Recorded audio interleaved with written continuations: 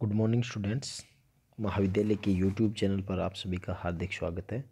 आज हम Thomas Hobbs या थॉमस हॉब्स उनको पढ़ेंगे जिनका सामाजिक समझौता सिद्धांत है वो बहुत ही महत्वपूर्ण है और उसी के लिए तो हॉब्स है वो सामाजिक समझौते का जनक भी माना जाता है।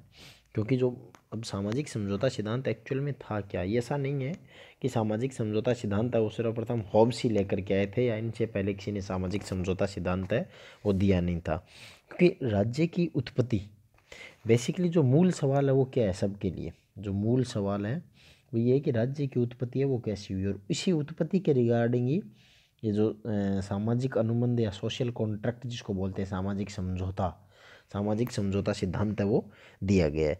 अब राज्य की अनुपत्ति के जो उत्पत्ति है उसके संबंध में जो अनुबंधवादी सिद्धांत या समझौतावादी जो सिद्धांत है ये मुख्यतः 17वीं 18वीं शताब्दी में मतलब इसकी प्रधानता रही थी।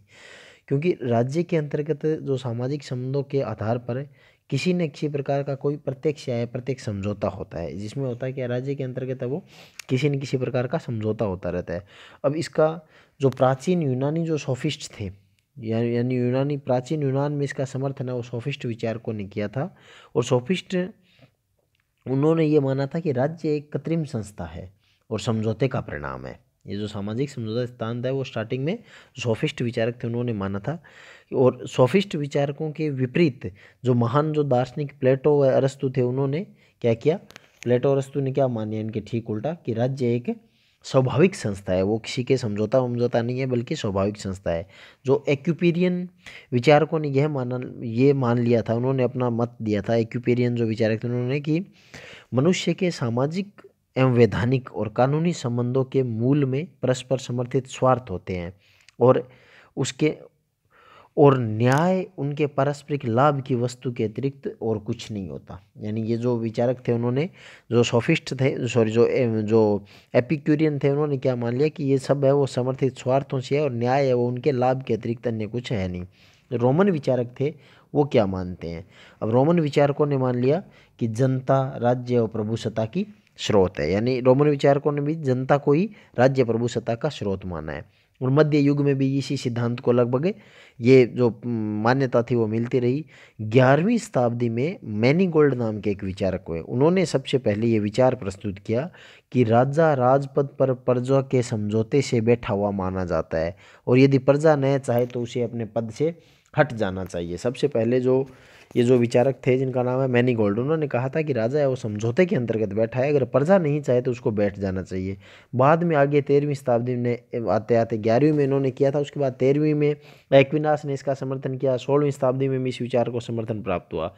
इंग्लैंड के रिचर्ड हुकर ने यही सेम जो मत है वो प्रतिपादित किया था। यानी Aquinas, Richard Hooker, Grotius, John Milton, Samuel प्यूफर्डेड और स्पिनोजा अनेक विचारकों ने राज्य को समझौते का परिणाम माना था। तो जो रिचर्ड हुकर थे उन्होंने ये मत प्रतिपादित किया कि मनुष्य की जो प्राकृतिक अवस्था है वो अशांत और संघर्षपूर्ण थी, जिससे छुटकारा पाने के लिए समझौते द्वारा राज्य का निर्माण किया गया। बेसिकली अलग अलग लोग हैं वो अलग अलग मानते हैं। हुकर्ड ये मानते हैं कि जो प्राकृतिक अवस्था है वो बड़ी खतरनाक थी और उससे मुक्ति पाने के लिए ग्रोशियस जो थे उनकी किताब का नाम है on the law of war and peace. ये इनकी किताब का नाम है on the law of war and peace. ये इनकी किताब का नाम है on the law of war and peace. ये इस किताब में ये कहते हैं कि राज्य है वो एक समझौते का परिणाम है, ये भी राज्य को समझौते का परिणाम मानते हैं। अब इसके बाद जॉन मिल्टन है, उन्होंने भी राज्य शक्ति का जो मूल है वो जन समर्थन मानते हैं। जॉन मिल्टन भी यही कहते हैं कि राज्य का जो मूल है वो जन समर्थन। और जर्मनी के जो सैमुअल प्यूफेर्डोड है उन्होंने यह विचार दिया कि अपनी अशांत और कष्ट में प्राकृतिक अवस्था से छुटकारा पाने के लिए जनता ने समझौते द्वारा राज्य का निर्माण किया। यानी ये भी यही मानते हैं समझौते से ही राज्य का निर्माण हुआ है। और स्पिनोजा है वो भी इसी प्रकार के मत व्यक्त करते हैं। तो इस प्रकार तो अनेक विचारक है उन्होंने राज्य को समझौते का परिणाम मानना है। अब क्या इस प्रकार राज्य का के संबंध में जो अनुबंधवादी सिद्धांत या सामाजिक समझौता जो सिद्धांत है वो शताब्दियों तक समर्थन पाता रहा। यद्यपि इसको पूर्ण और ढंग से सिद्धांत का प्रतिपादित जो हॉब्स, लॉक और रूसो ने किया, और उसमें हॉब्स का नाम है वो सबसे अग्रणी है, सबसे व्यवस्थित। यानी इन समस्त विचारकों ने, चाहे जितने भी विचारक थे स्टार्टिंग से लेकर के, अगर आपको तो यूनानी जो सोफिस्ट थे वो, प्लेटो अरस्तु थे वो, रोमन विचारक थे उन्होंने Aquinas, Richard Hooker, Grotius, John Milton, Samuel प्यूफोर्डेड, स्पिनोजा, समस्त विचारकों ने एक ही बात की, राज्य है वो क्या है, समझौते का परिणाम है। लेकिन इसको जो सबसे व्यवस्थित और प्रभावी तरीके से इसको हॉब्स, लॉक और रूसो ने प्रस्तुत किया, और जिसमें हॉब्स का नाम है वो सबसे आगे है। अब हम पढ़ते हैं हॉब्स है उनके बारे में। अब हॉब्स के जीवन चरित्र की इनकी बात करें, कृतियाँ और पद्धति की, तो हॉब्स जिनका जन्म 1588 में हुआ और इनकी मृत्यु है वो 1679 में हो गई थी, क्योंकि इनका जो जन्म है वो इंग्लैंड में हुआ था, इंग्लैंड के दक्षिण तट पर माजम्बरी नामक नगर में हुआ था। ठीक है, और इन्होंने स्टार्टिंग से ही ये पढ़ने में अनुशासित स्वभाव के थे, लेकिन थोड़ा डरपोक थे, युद्ध और शांति से भय खाने वाले व्यक्ति, हॉब्स भय खाने वाले व्यक्ति थे। और जब इंग्लैंड का गृह युद्ध हुआ था तो वो इंग्लैंड से भाग करके फ्रांस चले गए, और वहाँ पर इन्होंने चार्ल्स जो सेकंड थे उनका शिक्षक बनने का जो सौभाग्य प्राप्त हुआ हॉब्स को। हॉब्स से उन्होंने राज्य शास्त्र, समाजशास्त्र, गणित, दर्शन शास्त्र समस्त का अध्ययन किया। फ्रांस में इन्होंने अपना जो फेमस ग्रंथ था लेवियाथन वो लिखा, जो 1651 में मतलब पब्लिश्ड हुआ। ये जो लिखा हुआ है 1651 में इनका जो ग्रंथ है वो फ्रांस में इन्होंने लिखा और वहीं पर ये पब्लिश्ड हुआ था। और जो लेवाइथन था इसी में हॉब्स ने राजा के निरुकस राजतंत्र को न्यायोचित ठहराने के लिए, यानी जो राजा का निरुकस राजतंत्र था उसको उचित ठहराने के लिए इन्होंने सामाजिक समझौते का प्रतिपादन किया था। किंतु इस कारण, इसी सामाजिक समझौते के कारण उनके दरबारी जो थे, राजा के जो दरबारी थे, वो दरबारी के उन्होंने एक सामंत है वो उनके विरोधी हो गए और उसको पुनः इंग्लैंड आना पड़ा था।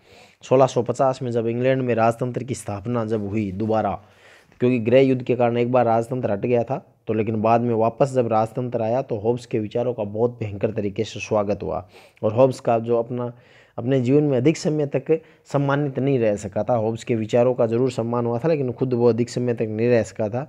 इनके ऊपर राजनीतिक कार्रवाई से संबंधित प्रतिबंध लगा दिया, और इसी कारण शेष भी जो बचे हुए जो साल थे 20 साल उन्होंने इतिहास, कानून और भौतिक शास्त्र के अध्ययन में लगा दिए थे। 1679 में 91 साल की उम्र में इनका निधन हो गया था। अब अपन बात करते हैं इनकी प्रमुख कृतियों की, कौन कौन सी रचनाएं हैं वो हॉब्स ने लिखी है। पहली है डी शिवे। इस ग्रंथ, ये जो किताब है ये 1642 में पब्लिश्ड हुई थी, और इसमें हॉब्स ने संप्रभुता की परिभाषा और उसका स्पष्टीकरण दिया है। दूसरी है डी कॉर्परे। डी कॉर्परे में हॉब्स ने प्रकृति का जो विवेचन है वो हॉब्स ने प्रकृति का विवेचन प्रस्तुत किया, और इसके साथ यह स्पष्ट किया है कि जनता को संप्रभु शासक का विरोध क्यों नहीं करना चाहिए। फिर है elements of law. Elements of law में इसमें हॉब्स है वो विधि की व्याख्या और उसके प्रकारों का वर्णन करते हैं। और सबसे प्रसिद्ध है जो लेवाइथन, जो 1651 में पब्लिश्ड हुई थी, सबसे फेमस बुक है हॉब्स की। इसमें इन्होंने, हॉब्स ने निरुकुशवादी राजतंत्र का समर्थन किया है और इनको 4 भागों में बांटा है। पहले भाग में प्राकृतिक अवस्था का वर्णन किया है, दूसरे भाग में ये इसमें राज्य की उत्पत्ति और संप्रभुता को ले लिया है, तीसरे और चौथे भाग में धर्म और राज्य के मध्य संबंध को इन्होंने स्पष्ट किया है। तो इस प्रकार ये हॉब्स के बारे में, इनकी कृतियों के बारे में है। अब हॉब्स ब्रिटिश क्रांति युग का साक्षी था, जिसके बारे में अपन ने बात की थी। गृह युद्ध हुआ था, गृह युद्ध में क्रोमवेल सत्ता में आया तो गणतंत्रीय शासक की स्थापना की और वो फेल हो गया। चार्ल्स सेकंड का जो शिक्षक बना तो उसके साथ राजतंत्र की पुनर्स्थापना हुई। इत्यादि घटनाओं ने हॉब्स के दिमाग में एक बात बिठा दी, हॉब्स के दिमाग में एक बात बिठा दी कि शांत और प्रगतिशील जीवन के लिए सुदृढ़ शासन होना पहली शर्त है। अब क्योंकि यहाँ पर हॉब्स का जो सामाजिक समझौता सिद्धांत है उसमें ये महत्वपूर्ण चीज़ है, इनको ध्यान में रखना पड़ेगा कि हॉब्स है वो किस तरीके की बात करते हैं, क्योंकि इनको एक चीज़ तय हो गई थी। हॉब्स के लिए एक चीज़ दिमाग में आ गई थी कि अगर हमें मजबूत अगर शासन चाहिए, मजबूत शासन प्रणाली चाहिए, तो उसके लिए हमें सुदृढ़ राजा होना बहुत ज़रूरी है। क्योंकि सबसे पहले जब हॉब्स है वो जब सत्ता में आए थे, हॉब्स है जब क्रांति हुई थी वहाँ पर क्रोमवेल आया, गणतंत्र फेल हुआ, इधर ब्रिटेन फ्रांस में भी यही हालत हुई, कमज़ोर राजा था उस कारण उनको दौड़ना पड़ा था। तो ये जो सारी स्थितियाँ थी, इन स्थितियों ने उसको एक बात दिमाग में फिट कर दी थी। वो स्थितियाँ कौन सी? क्रांति, गृह युद्ध, क्रोमवेल के गणतंत्र की असफलता और चार्ल्स सेकंड के साथ राजतंत्र की पुनर्स्थापना आदि जो समस्त घटनाएं हुई थी, इन घटनाओं ने ये बात बैठा दी थी कि शांत और प्रगतिशील जीवन के लिए सुदृढ़ शासक होना पहली शर्त है, और यह एक शक्तिशाली और संपूर्ण